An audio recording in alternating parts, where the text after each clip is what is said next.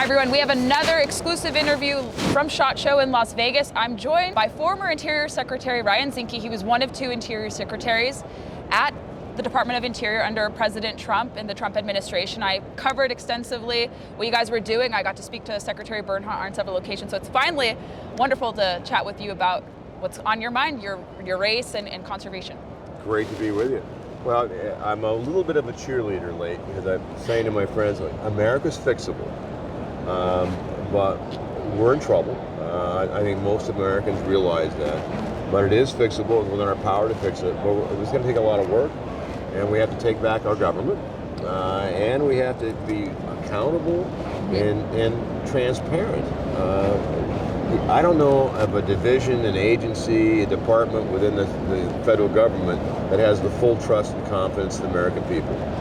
And we need to turn that around, hold people accountable. Out west, conservation is a big deal. Of course, we're at SHOT Show, where Second Amendment reigns supreme. And the Second Amendment is not about hunting. It's about the ability of an individual to defend himself, his family, and his lifestyle. So that's an important part. Conservation, if you look back in history, Roosevelt, the Clean Air, Clean Water, and Endangered Species Act was all Dick Nixon. And at the base of it is management. In order to be a steward of our public lands and our legacy, it takes management. You can't just let it go, and it should be unacceptable that you have forest fires that are chewing up hundreds of thousands of acres, putting that lives at risk, in some cases loss of life. It's destroying habitat, it's destroying watersheds, and yet you can't remove a tree. And you have the Teddy Roosevelt multiple use management model, and then you have John Muir, just leave it alone. The John Muir model of leave it alone in the wilderness works in some areas, but it can't be the model for all of our public lands because what we're witnessing is a lack of management. And you kind of see that in the Biden Interior Department. Actually, the successor to both you and Secretary Bernhardt seems to be moving the department away from that multiple use philosophy. And you kind of hear this chatter of them embracing a public use philosophy, kind of this preservationist, no-touch approach. How do you feel about what they're doing, kind of undoing what you guys did at the Department of Interior? Well, public land belongs to the public, and access is important. And what we're seeing is continuation of shutting roads down, limiting public access. And a lot of Americans are elderly, so you just can't, say, well, we're going to have roadless. Well, you have handicap, you have elderly, you have people that don't have as much mobility as they do, and having an access to our public lands is important because they belong to all of us. And this administration, I think, has the preservation part, but they don't have the recreation use part of the formula. Here in SHOT Show, there's a lot of conservations here, but it should be recognized that every time you buy a box of ammunition, a fish hook, tackle, a portion of that goes to conservation. And the best conservationists are those that use the land and understand the importance of it, hunting and fishing and recreating and snowmobiling. And the ranching community, those are our stewards of our public lands, and they're under assault and attack in many cases. Indeed, and we're seeing, I've kind of examined into certain things. There's starting to be a lot of groups that exist. It's perhaps not in your purview, but you've probably heard that there are different organizations popping up to remake state wildlife agencies to move it away from the hunter and angler focus to kind of just this backpack hiker focus, and they want to kind of undermine the Pittman-Robertson Act. That's something I think all of us should be concerned about. And we don't see sportsmen and women being elevated as much. I don't know if they continue the hunting and shooting sports board that you guys started or that you nominated people to. We haven't really seen an emphasis on sportsmen. They've kind of gave them a nod under the America the Beautiful Act. But we're starting to see sportsmen and women who are the biggest funders of conservation not really being at the table under this administration. Do you kind of see it that way too? I do, and some of it emanates from the idea that you can manage from DC. That it's about power and control from DC. And I like to say, how do you think you can manage the Yellowstone River if you don't know where it is? Right. And your only context of the Yellowstone is Kevin Costner, which is a great series, but it's not really what it's like. I was going to ask you about that later, but that's interesting you brought it up right now. It's magnificently well acted. I have a lot of friends that follow it, in the series. But management is best is away from DC, and you look at our rivers and our streams, how to manage it by ecosystems, watersheds, rather than dictums from DC that only want to view it from a beltway perspective. So what we did as Interior, we began to reorganize, how we manage land, more along of a joint. So Fish and Wildlife Service works in concert with either the Forest Service or one of the agencies. So decisions are based on watersheds themselves, rather than an agency's point of view, a single agency's point of view. I'm confident, though, that we will restore America. Obviously the politics, I think the Republicans will retain or get the House and the majority, and then we have to lead. And then on conservation issues, we have to take a leadership role, articulate why it's important to have on our forests prescribed burns late in the season, so you don't have this catastrophic burns, taking forest fires as an example, managing it by multiple use and not single use. Right. You see the administration, looking at hundreds of square miles of solar fields. Yeah. And is there an impact? Yeah, because when you have a solar field of that size, you're not going to recreate on that land anymore. You're going to limit the habitat to God knows what. And so you're taking public land and you're making it single use. Whereas the multiple use model is best science, best practices, greatest good, longest term. That's the American conservation ethic that Roosevelt and Pinchot started. That is the model that we need to aspire to. The grizzly bear issue. Grizzly it's so bears. buoyant. And your administration concluded with the best available science that also stemmed from the Obama administration that it was time to recover the grizzly bear, especially the greater Yellowstone bear, part of that DPS population segment. But we see this kind of volleying back and forth between delisting, relisting. I think the Biden administration, if I remember correctly, they relisted the bear as a threatened species, and now they want to only delist when all of the subspecies have recovered under their metrics. What are your thoughts on that? And I know the GYE states have filed a memorandum of understanding to get the bear back, but why are they playing politics with the grizzly bear, which has shown to be recovered? Well, and we should celebrate the success of the Endangered Species Act.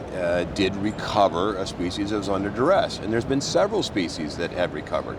But then it's, well, we need a complete recovery, or they changed the definition of habitat to not where the species lives or has lived, but where they could live. Right. That's nonsense. You could take the same model to Central Park. Well, grizzly bear could live in Central Park, probably live very well for a while, but I don't think we need grizzly bears or want grizzly bears in Central Park.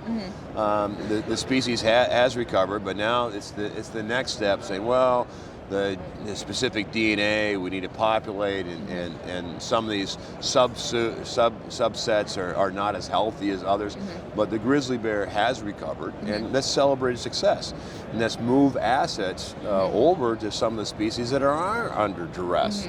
Because there are a lot of species that we do need to look at, focus on assets, but those that have recovered, celebrate the success, but in many cases, whether it's the Clean Air Act, Clean Water Act, or Endangered Species Act, they're being weaponized in some cases to prevent management. Right. And you look at the Yellowstone Basin, the scale of the forest fires, a lot of it due to mismanagement. Right. And even our park system has wilderness inside which is another layer that only prevents stewardship, management, make sure you can remove trees, and within the charter of the Parks Act itself, you can manage. But when you put another layer of bureaucracy that your hands are tied, then it becomes what we have today is what I would say gross mismanagement, and it puts a lot of our public lands at risk, watersheds, these large-scale fires, and again, loss of life, loss of habitat. Did your administration have to deal with a lot of sue and settle cases? I know a lot of the environmental groups were trying to sue the agency for implementing different policies. They've been actually continuing with the Biden administration to sue against the expansion of Fish and Wildlife Service lands to prevent hunting and fishing opportunities under, the arguments there. But was that a big concern, a big obstacle to implementing a lot of the policy changes you guys wanted? Well, what we found is the previous administration, I thought, was abusive in public funds. They would oftentimes have a regulation. Sometimes they would offer a lawsuit. A lawsuit would take place, sue and settle, and then the settlement itself would be sealed. Huh. So it was a funnel for money from these nonprofits. We had billions of dollars worth of grants that were going out the door without accountability, without any follow-up. And I took a lot of resistance because I said on the grants, I just need to know where the money's going, what you did with the last money on it, and make sure that that you can do an audit to make sure that the taxpayer has some degree of certainty that when money is authorized by Congress and a department then executes that the money was spent for the congressional intent. But there wasn't any tracking system with it. There was a lot of inside baseball that wasn't correct. So you had sue and settle, billions and maybe even hundreds of billions of dollars, no one knows, was going out the door. You had grants that were going out the door inappropriately.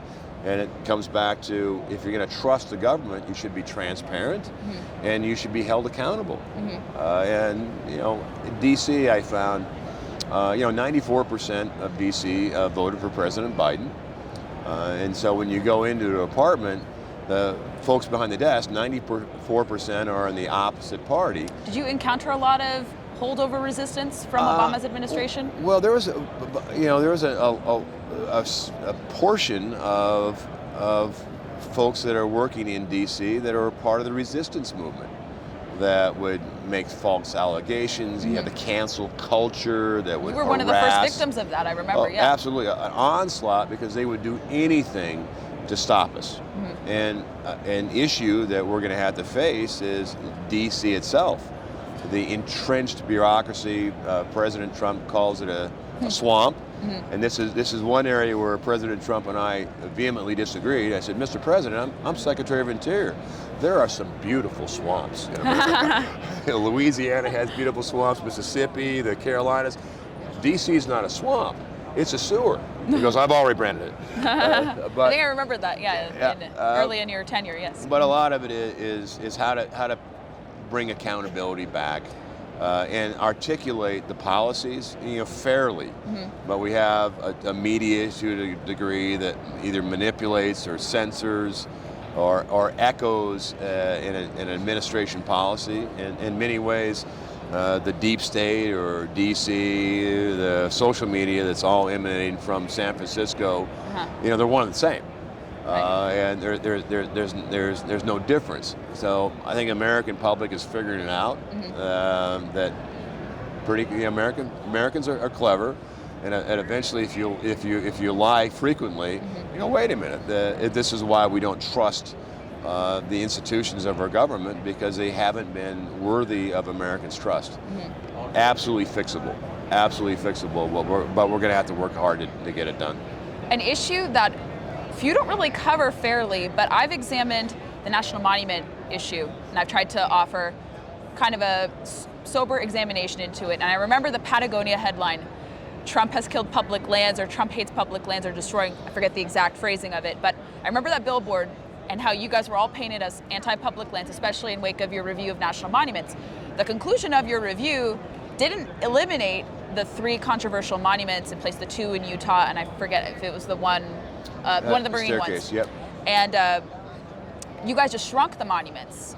And we now see that Biden is restoring that. That's a very controversial issue in Utah. I know a lot of Utahns were very upset by the restoration of those monuments and actually how those can create obstacles actually for public access, which you can expound upon. But national monuments, do you see any reforms happening with that? Well, I think kind of it stemming needs from to. your review? The authority for a president to initiate a monument. One, it doesn't change public land ownership. So you're taking federal land and you're putting it in a different category called a monument. And it comes under the Antiquities Act.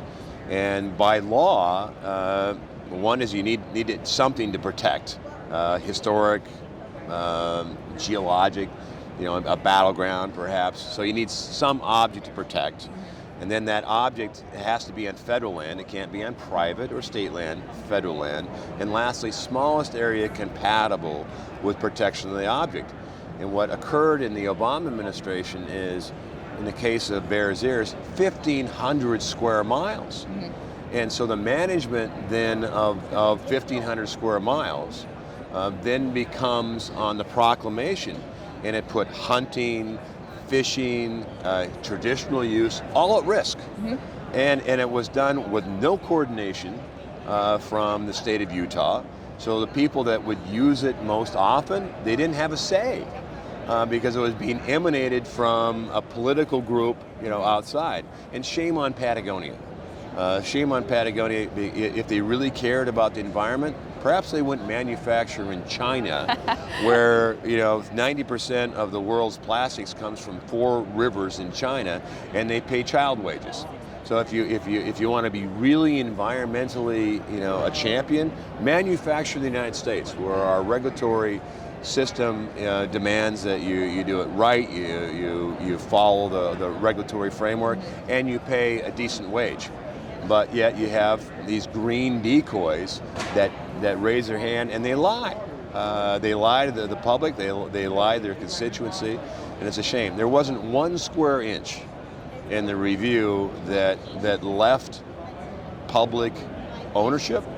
It was just how you use it, and when any president abuses the law in establishing a monument, they should follow the law. And the law on the Antiquities Act is pretty simple. It's less than a page. And I think you should coordinate with the states, and you should coordinate with the stakeholders to make sure if you're going to have a monument, follow the law, and make sure it's in the best interest of the people that would use it. Yeah, I think now it's in Congress's court to reform it, and I think the Supreme Court may weigh in on the issue. I think John Roberts has said we need to maybe fine-tune or address this issue at some point. So maybe they will restrain the presidential authority. So that'll be interesting to see if they do that. But that's an aside from it. Let's talk more about your congressional campaign. So Montana is getting now 2 congressional districts, and you're running in the newly created one. That's right. Could you explain what that territory looks like and how the campaign is going so far? Montana. We had 2 congressmen at one time. When I was in the House, with Montana at large, there was only 1. So Montana's population got to the point where now we have 2. So the state was kind of divided. The western half is competitive. In this election is probably Republican leaning. The other district on the east is heavily R. In politics, it's R plus. This one is probably R plus 100. But we're one state, and the issues we face as Montana, the issues of the grizzly bear on the west are very similar to the sage grouse on the east. It's federal management mandates that rub against the grain, that actually probably do, in many cases, more harm than good. It's about power and control in D.C. versus input and coordination with the state and communities. Those issues. But Montana has an opportunity to have twice the influence if wielded correctly. I'm a believer that America is fixable, but we're gonna have to lead. And part of leadership is address the division in this country. I think the biggest threat facing the country is not Russia, China, or even Iran. It's the division in the country. And the division's real. There's too much anger, too much hatred directed towards other Americans. a great country like ours can't survive with a division when there's so much hate. Mm-hmm. And so we're going to have to look at what as a nation is worth fighting for. It's limited government, self-determination, and protection of constitutional freedoms. I think most of Americans would agree with that. But we also have to address those that feel like they don't have the same opportunity as you and I.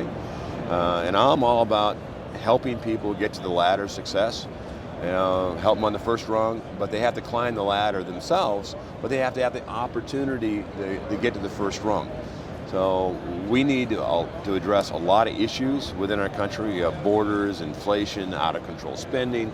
All of these are fixable, but we have to address them as red, white, and blue as Americans, because we all rise and fall in the same tide. Let's touch briefly on the Yellowstone program that you talked about. A lot of people started to catch on because it is filmed in Montana. It showcases a lot of themes that actually relate to policies you've worked on that I try to cover at length, and a lot of people are really curious about the West and Yellowstone National Park, the confluence of developers and environmentalists and Native American interests. And I know the show is obviously very dramatic, but have you watched the show? Like, do you think that it highlights positive things? Like, is it accurate about Montana? Obviously, it's not that gruesome in terms of murders. That's certainly dramatized, but what are your feelings on that and people learning about Montana through the show? I think the vistas are magnificent. By the way, the first couple of seasons were not filmed in Montana. In Utah. They were filmed in Utah, yes. They've since then moved outside of Missoula. So I think the vistas are great. It's fiction. Of course. But what makes it compelling is it's so well acted. I think the production and the quality of acting is superb. So it draws you into a story. Is it like Montana? It has a reflection of it. It's not exactly like Montana oftentimes. Montanans would not put up with dynamiting a watershed and diverting a river. You'd be thrown in jail on that one, as an example. But I think the series is great entertainment. The vistas, again, the outdoors are splendid. A lot of conservatives like that it's not woke. That's why a lot of people have been starting to gravitate towards it. And it is well acted. Kevin Costner, throughout his career, and really the entire cast, I applaud them. They found a magnificent cast, and I think the characters themselves are fun, great, entertaining. Bravo Zulu. And let's end by talking about what are some of your favorite places to go fishing or hunting in Montana that you want everyone to know about? Well, I want everyone to know about. Well, not exact proximate, but I would say, for me, regions, yeah. I grew up in the Flathead, so the Bob Marshall Wilderness is close by. Some of the greatest, most beautiful areas. And quite frankly, most recently, I drove to the district. We drove down to Las Vegas, and I'm a little biased, but my district that I'm running for, I think it's the most beautiful district in America. From Glacier Park up north, you go down through the Bitterroot, all the way down to Beaverhead County and Dillon. Absolutely magnificent, beautiful country, and great people. My district has two universities. It has the University of Montana and the Bobcats, so the Grizzly and the Bobcats are both in. We have a couple Indian reservations. The Great Blackfeet Nation is in, the Salish Kootenai are in, and then a little down south we have the cattlemen down in Dillon. So it has a spread of what I think is the best of Montana. But I think Montanans are a little libertarian. They're not liberal. They just don't like to be told what to do. And there's a sense of great patriotism with Montana, but they also believe in America and the values and are willing to fight for it. And where can everyone connect with you to keep track of your race, support your candidacy? Follow us on ryanzinke.com. I'm also chairman of Seal Pack, so if you want to look at it, we seal. There's 7 seals and 5 Green Berets all running, and every day we get more that want to run and serve our nation. So sealpack.org on the Seal Pack, and then follow us on ryanzinke.com. And if you like Yellowstone, we'll make sure our site, we highlight some of the most beautiful country, and we will put fishing spots for you on the site. So Very cool. your listeners will go, oh, that's follow RyanZinke.com, and this is a great little hidden gem on fishing. That's wonderful. Mr. Secretary, it's such a pleasure to talk to you after years of trying to speak with you. I really appreciate your time, and good luck on your race. Thanks. And it is fixable. That's our country, and everyone has to do their duty. So Wonderful. Thank you, and God bless.